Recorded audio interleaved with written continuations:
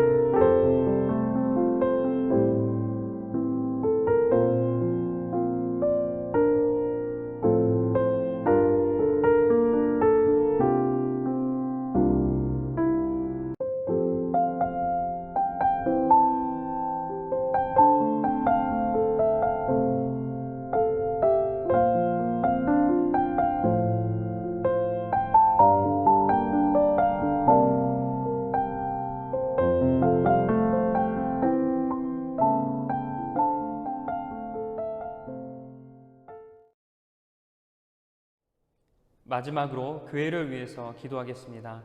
이렇게 어렵고 힘든 시기에 교회가 세상의 빛과 소금의 역할을 잘 감당할 수 있도록 기도해 주시고, 또 진리로, 참된 진리로 어디로 가야 할지 몰라 헤매이는 많은 영혼들을 올바른 길로 인도할 수 있는 교회가 되게 해달라고 여러분 기도해 주시고요.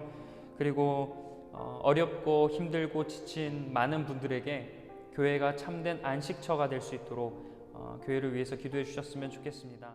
여러분들이 섬기는 교회와 또 이 나라의 이 땅의 많은 교회들을 위해서 우리 다 함께 마음을 다해 기도합니다. 사랑의 하나님, 특별히 이 시간 교회를 위해 기도합니다. 한 주님의 몸된 교회, 또한 우리가 속한 그 교회를 주님 기억하여 주옵소서. 이렇게 어렵고 힘든 시기에 하나님께서 참 소망이 되시며, 또한 이 교회가 참된 진리의 등대가 될 수 있도록 주님 도와주옵소서. 세상의 빛과 소금의 역할을 감당하는 교회가 되게 하시고, 올바른 진리로 성도들을 올바른 방향으로